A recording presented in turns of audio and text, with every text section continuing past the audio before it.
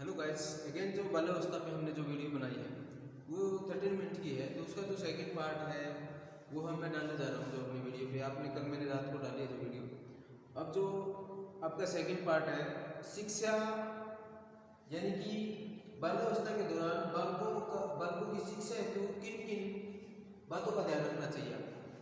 भाई शिक्षा हेतु बाल्यावस्था में किन किन बातों का ध्यान रखना चाहिए। आपका यूनिट नंबर आपको पता है, यूनिट नंबर आपकी 4th यूनिट चल रही है। कल थोड़ी सी टेक्निकल इशू की वजह से हम वीडियो नहीं डाल पाए, कंप्लीटली भाई लाइट वगैरह इलेक्ट्रिसिटी गॉन जाने के बाद। Sorry, very sorry for that, इसके लिए हम समझ रहे हैं आपसे। तो बाल्यावस्था से आप क्या समझते हैं ये मैंने आपको पहले ही बता दिया था कि जैसे अवस्था बच्चा जब बात करता तो उसे बाल्यावस्था कहते हैं। उसकी एज मैंने आपको पहले बता दी थी, 5 से 12 वर्ष तक की इसकी जो एज होती है।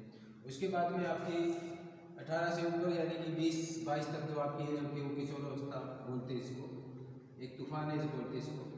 बिल्कुल इसमें बच्चा अपने आप में ही सब कुछ समझता है अपने आप को। तो इसके अंदर जो शैक्षिक दृष्टि से बाल्यावस्था में अधिक महत्वपूर्ण अवस्था नहीं है। और इस कथन की विशेषणा कीजिए और बताइए कि इस अवस्था में क्या स्वरूप होना चाहिए। तो सबसे पहले आपको पॉइंट मैंने पहले भी बताया, point is the most important in BEd exam. अगर बीएड के एग्जाम आप दे रहे हो तो जो पॉइंट हैं वो इंपॉर्टेंट होते हैं बहुत ज़्यादा। ये इतना इंट्रोडक्शन देने के बाद में, जैसे कि पहला पॉइंट इसमें शारीरिक विकास की गति धीमी होती है। जो आपका शारीरिक विकास होता है, विकास की गति धीमी होती है। शारीरिक विकास की गति धीमी होती है। इसमें जो आपका शारीरिक विकास है उसकी जो गति है वो बिल्कुल धीमी होती है। और उसके बाद में यानी कि बाल्यावस्था बालक की शारीरिक गति की शेष अवस्था में एक धीमी होती है।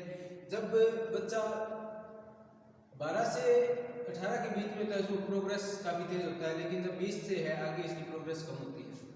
उसके बाद में शारीरिक क्रियाएं, जो उसकी शारीरिक जो क्रियाएं हैं यानी कि फिजिकल एक्टिविटी बोल सकते हो आप, क्रियाएं हैं, ये आपका सेकंड पॉइंट है। शारीरिक क्रिया का मेन ये होता है कि फिजिकल एक्टिविटी।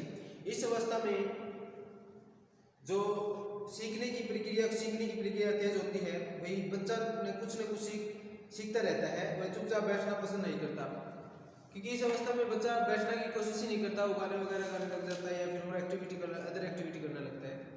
प्रश्नोत्तरों की शक्ति यानी कि पावर ऑफ क्वेश्चन आंसरिंग, यानी कि बच्चा क्वेश्चन करता है भाई ये कैसे है, ये कैसे हो जाएगा। प्रश्नोत्तरी बोलते हैं, आज प्रश्नोत्तरी भी बोल सकते हो आप। प्रश्नोत्तर की शक्ति यानी कि पूछता है, वो क्वेश्चन करता है, फ्रेंड से पूछता रहता है भाई ये कैसे है, ये कैसे है। बोध और चिंतन यानी कि अंडरस्टैंडिंग एंड थिंकिंग पावर। पूर्व बाल्यावस्था में बोध शक्ति और चिंतन शक्ति कम होती है। साधारण उत्तरों में बच्चा संतुष्ट हो जाता है, लेकिन उत्तर बाल्यावस्था में वह शक्तियां बढ़ जाती है और अनुचित अंतर ढूंढ लेते हैं। उसके बाद में आपका मानसिक स्थिरता अगेन पॉइंट है, जो आपकी मानसिक मेंटल एबिलिटी, मानसिक, यहाँ पे लिख देता हूं मैं, दिख रहा है क्या, मानसिक स्थिरता। मानसिक स्थिरता में मेंटलिटी क्या होती है उसकी, कि बच्चा मानसिक शारीरिक स्थिति में अवधि होती है। स्मिता व प्रयोगिता का काल भी कहा जाता है, क्योंकि किशोर अवस्था एक बार फिर मानसिक अवस्था में आती है। उसके बाद में दृश्य श्रवण इंद्रिय जो पूर्व विकास होता है, यानी complete development of the audio and visual, उनके बारे में 8 या 9 वर्ष के बच्चों को देखने और सुनने की इंद्रियां काफी तेज हो जाती है। यानी कि कहने का तात्पर्य दृश्य इंद्रियों का पूर्ण विकास, भाई देखने का, सुनने का, उसका कंप्लीट विकास होता है। अगर गाना कोई गा रहा है तो उसको गाने लग जाता है, 8 या 9 साल का बच्चा होता है, उसकी कंप्लीट हो जाती है। उसके बाद में अगला पॉइंट है, इसमें शब्द भंडार में वृद्धि। जितने भी शब्द है उसके भंडार में वृद्धि होती रहती है। पहले 500 से फिर 1000 1500 ऐसे वर्डों का यूज करने लग जाता है बच्चा, ज्यादा से ज्यादा शब्दों का, शब्द भंडार में वृद्धि। वेरी इंपॉर्टेंट पॉइंट, शब्द भंडार में वृद्धि, शब्द भंडार में वृद्धि। उसके बाद में सामाजिक व्यवहार में परिवर्तन।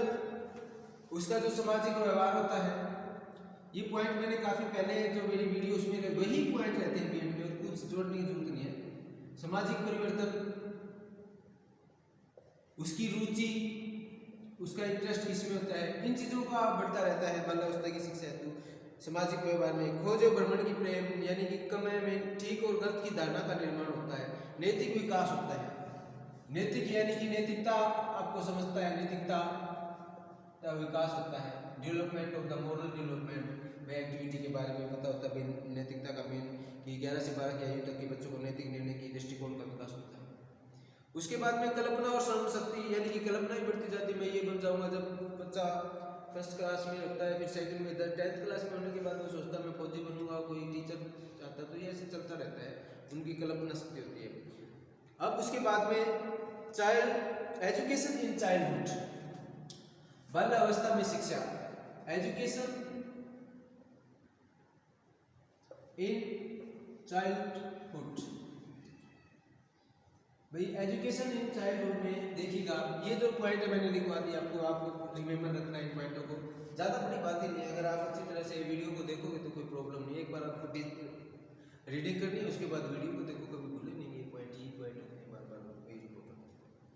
ठीक है, बाल्यावस्था में क्या होता है, बाल्यावस्था में प्रमुख विकास दिखाई देता है। उनमें निम्नलिखित पक्ष है, जैसे स्कूल की परिस्थिति, बच्चे में ईर्ष्या दृष्टिकोण रखते हैं, वे अपनी कक्षा में विद्यार्थियों में उनकी सफलता पर, क्या कहने का तात्पर्य है, चाइल्डहुड में जैसे कि बच्चा है, एक बच्चा 95% लेके आता है और दूसरा बच्चा 65 लेके आता है, तो इनके अंदर डिफरेंट पैदा हो जाता है, दोनों के अंदर दृष्टिकोण पैदा हो जाता है, वे एक दूसरे को नीचा दिखाने की कोशिश करते हैं, ये भी इम्पोर्टेंट है।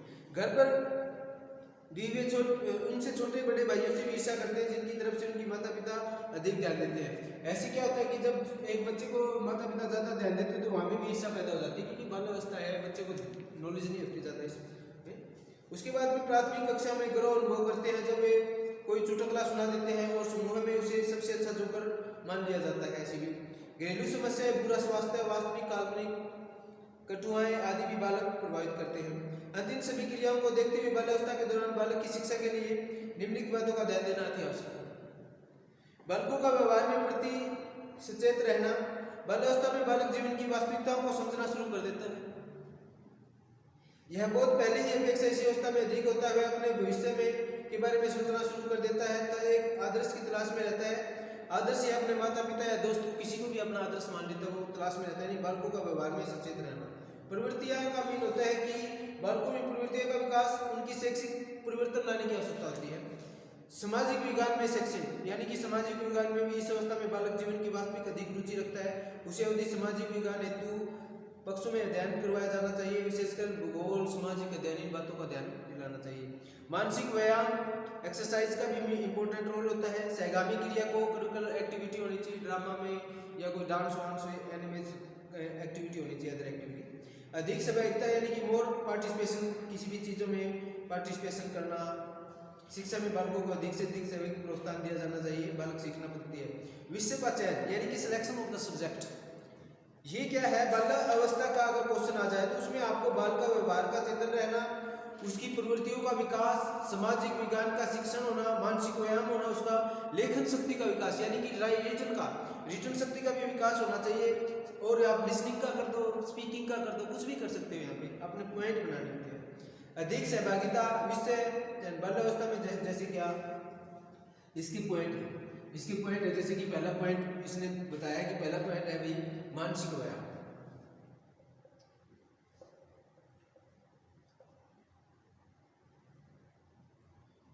मानसिक व्यायाम, ठीक है। लेखन पावर यानी कि लेखन शक्ति बोल सकते हो आप, ठीक है। और आप बोल सकते हो शब्द भंडार की शक्ति, शब्द भंडार की शक्ति, या फिर आप बोल सकते हो भाई कहने का तात्पर्य सहगामी क्रिया या विषय का चयन, सामाजिक विज्ञानों का शिक्षण, दोनों का। सामाजिक यानी कि एसएस आपका होता है सामाजिक विज्ञान, जिसको बोलते हैं एसएसटी बोलते हैं, उस विज्ञान के बारे में यानी कि भूगोल के बारे में हो गया, या फिर आपका नागरिक शास्त्र यानी कि राजनीति के बारे में हो गया। ये सारी की सारी चीज़ें आप डेवलप कर सकते हैं, पॉइंट होते हैं, माइंड आप देख सकते हो। उसके बाद में अगेन आपका जो यूनिट में से क्वेश्चन है निर्दरता के ऊपर, यानी कि व्हाट इज यानी कि पॉवर्टी, यानी कि पॉवर्टी क्या होता है, गरीबी, गरीबी क्या होता है, उसका ये क्वेश्चन है आपका। इसमें अगर कोई पॉवर्टी क्वेश्चन आ जाए तो इसका देखिएगा। ये मैंने आपको बाल्यावस्था का जो हमारा थोड़ा सा रहता है वो कंप्लीट हो चुका है यहाँ पे। इसी यूनिट के अंदर से कुछ भी बाहर नहीं आएगा। Please humble request to all viewer, listen this my video, please subscribe, like and share. आप सब्सक्राइब और शेयर करने की भी जरूरत नहीं है आपको। अगर मेरी वीडियो को अच्छी तरह से देख लोगे तो वीडियो में अच्छे मार्क्स लेके आएंगे आप। उसके बाद में देखो भाई निडरता क्या है, निडरता के संदर्भ में बाल्यावस्था का वर्णन कीजिए। भाई एक गरीबी है जिसको हिंदी वाला स्टूडेंट निर्धनता लिखेगा, निर्धनता बोलते जिसको, निर्धनता क्या है, व्हाट इज पॉवर्टी, यानी कि। और बाल्यावस्था में इसका क्या वर्णन, बाल्यावस्था में इसकी इंपॉर्टेंस क्या है। निर्धनता एक सामाजिक और आर्थिक, ये एक सामाजिक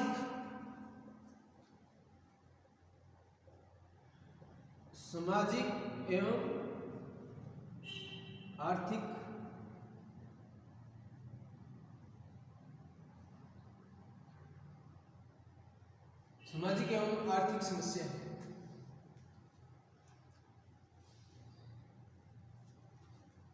इसकी उत्पत्ति एक स्वरूप बड़ा जटिल है। विश्व के सामने गरीब की समस्या एक सामाजिक है, नैतिक और बौद्धिक चुनौती है। गरीब एक सर्वव्यापी समस्या होती है, गरीबी बहुत बड़ी समस्या होती है। अगर कोई बच्चा गरीबी से निकल के आता है तो जाहिर सी बात है वो कुछ ना कुछ अचीवमेंट करेगा। यानी अमीर को पता ही नहीं होता भी गरीबी क्या होती है। एक गरीब बंदा कैसे स्ट्रगल करके आगे निकलने की कोशिश करता है, लेकिन उसको दबाने वाले काफ़ी बैठे होते हैं पहले आगे, तो उनको भूल के आगे बढ़ने की कोशिश करना माय डियर। जिंदगी में किसी से अपनी कंपेयर नहीं करना। ये एक टॉपिक बता रहा हूँ मैं आपको, जिंदगी में कभी भी किसी से कंपेयर नहीं करना। मेरी एज का बंदा क्या मानोड़ी गाड़ी में घूम रहा है, मेरे पास साइकिल भी नहीं है, तो मैं उसकी कंपेयर कैसे कर सकता हूँ। आईफोन ले रखा है, i12 ले रखा है, कोई भी ले रखा है, आपने OnePlus का फोन रखता होगा कोई बच्चा, मेरे पास तो इन्फिनिक्स का भी नहीं मिलेगा। ये सीधी सी बातें हैं dear, please notes compare each other, एक दूसरे से कभी जिंदगी में कंपेयर नहीं करना। निर्धनता में आपको विश्व की गरीब देशों में संख्या इतनी है कि उन्हें तीसरी दुनिया के नाम से पुकारा जाता है। तीसरी दुनिया के लोगों को अच्छा भोजन, वस्त्र और मकान उपलब्ध नहीं है। कहने का तात्पर्य गरीबी वो होता है जिसको भोजन की समस्या, कपड़ों की समस्या, उनको बोलते। कई बार क्या होता है कि कई बंदे बोले मैं तो गरीब हूँ, उसके हाथ है, अच्छा करता है, अच्छा खाता है, अच्छा पीता है, फिर भी गरीब क्या है। अब बॉडी गाड़ी लेना जरूरी थोड़ी है वो गरीबी, उसमें गरीबी टल जाएगी, नथिंग। लेकिन आपको अच्छी पहनने के लिए कपड़े मिल रहे हैं, खाने के लिए रोटी मिल रही है, रहने के लिए आपके पास मकान है, तो यू आर रिच पर्सन। निर्धनता का अर्थ और परिभाषा क्या है, उसकी परिभाषा ये है कि डियर एक आर्थिक स्थिति है किंतु एक सामाजिक पद को प्रकट करती है। यह एक आर्थिक स्थिति है लेकिन सामाजिक पद को प्रकट करती है, क्योंकि एक व्यक्ति की आर्थिक स्थिति का घनिष्ठ संबंध सामाजिक श्रेणी और वर्ग में है। गरीब और अमीर तुलनात्मक शब्द है। साधारण भाषा में गरीब आर्थिक असमानता तथा आर्थिक अकुशलता से लिया जाता है। उसके बाद में वीवर लिखते हैं कि वीवर नाम का कोई बंदा है, वो उसने लिखा है गरीबी एक ऐसा जीवन स्तर के रूप में परिभाषित किया जाता है जिससे स्वास्थ्य और शारीरिक संबंधी अक्षमता नहीं बनी रहती है। योगेश अटल के अनुसार गरीब तुलनात्मक दृष्टि से राष्ट्रीय आय से वंचित रहने की परिभाषित है। भाई राष्ट्रीय आय या किसी भी चीज से वंचित रहना ही गरीबी है। According to mister Sunil Kumar, भाई इन्होंने दिया है, मैं मेरी डेफिनेशन के हिसाब से देता हूं मैं। According to mister Sunil Kumar, mister Sunil, गरीबी एक ऐसी दशा है जिससे हर चीज में मनुष्य को वंचित रहना पड़ता है।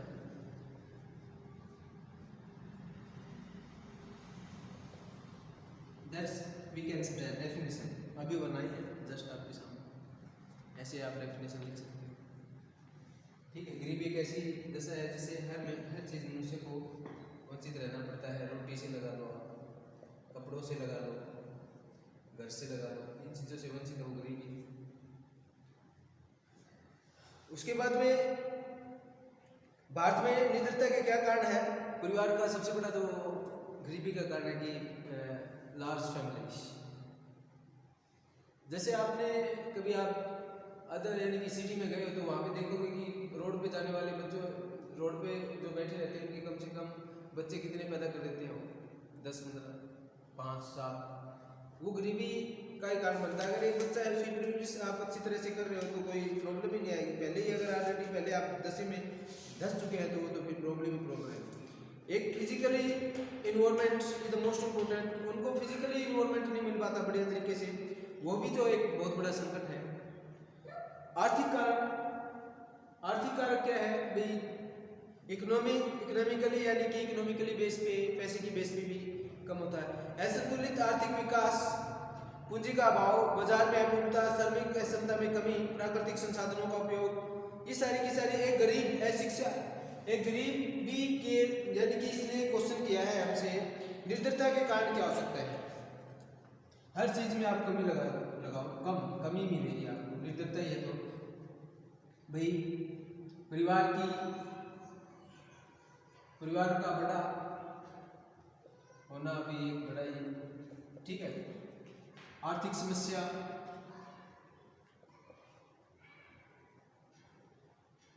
सामाजिक समस्या,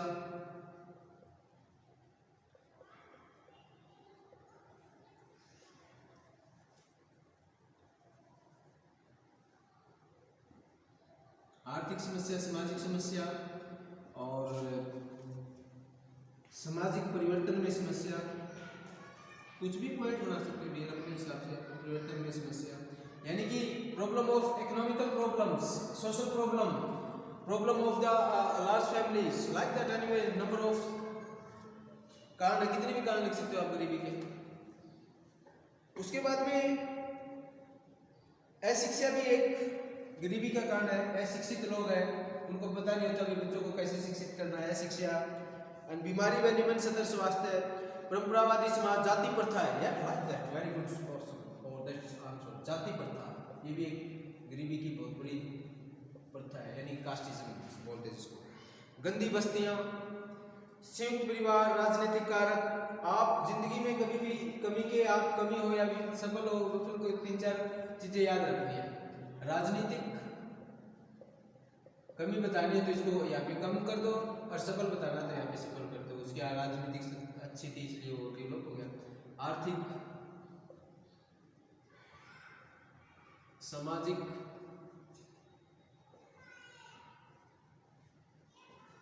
धार्मिक, राजनीतिक, आर्थिक, सामाजिक, धार्मिक, मानसिक,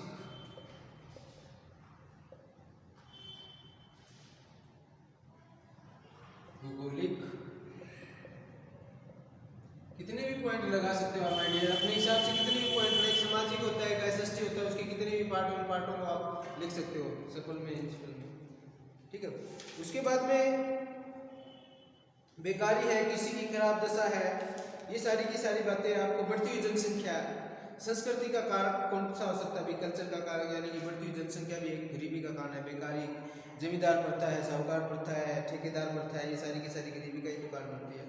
निर्धनता के संदर्भ में बाल अवस्था, भाई childhood in the context poverty, यानी कि निर्धनता भारत की एक मुख्य समस्या बनी हुई है। निर्धनता के कारण माता पिता अपने बच्चों को मूलभूत सुविधाएं नहीं दे पाते। This is the most. अगर कोई बच्चा इंटेलिजेंट है तो उसको गरीबी के कारण ही वो डाउट में रहता है, आगे बढ़ नहीं पाता। कई बार ऐसा होता है। ऐसे अपने आप को शिक्षा की व्यवस्था करना ही उसके लिए मुश्किल ही नहीं, असंभव भी हो जाती है। भाई कॉन्टेक्स्ट में यानी कि संदर्भ में, बाल्यावस्था के संदर्भ में क्या उसके कॉन्टेक्स्ट में निर्धनता का शारीरिक प्रभाव, मानसिक प्रभाव, राजनीतिक प्रभाव, आर्थिक प्रभाव, ये सारी के सारे पॉइंट बढ़ सकते हैं। सामाजिक विकास में, संज्ञानात्मक विकास के ऊपर, बाल अपराध, निर्धनता, गरीबी का बाल श्रम, निर्धनता, नशाखोरी, ये सारी की सारी इंपॉर्टेंट लिख सकते हो। Very important point for this. इससे बाहर आपका कोई भी क्वेश्चन नहीं आएगा, लेकिन आपका जो नेक्स्ट जो टॉपिक है वो आप अपने आप हिसाब से करना। अगर इसमें कोई प्रॉब्लम आए तो मेरे से वैश्वीकरण यानी कि इंपॉर्टेंट ऑफ द ग्लोबलाइजेशन, इसमें से आप 2-3 पॉइंट कर सकते हो, वही पॉइंट मिलेंगे इसके अंदर, तो कोई बड़ी बात नहीं है। ये आपका जो यूनिट नंबर 4 है वो कंप्लीट हो जाती है। दूसरा क्वेश्चन हम अभी जस्ट आज शाम तक हमारी जो वीडियो आ जाएगी उसमें आपका नेक्स्ट वीडियो आएगी। लाइक को सब्सक्राइब करना माय डियर, प्लीज़ शेयर करना। Thank you.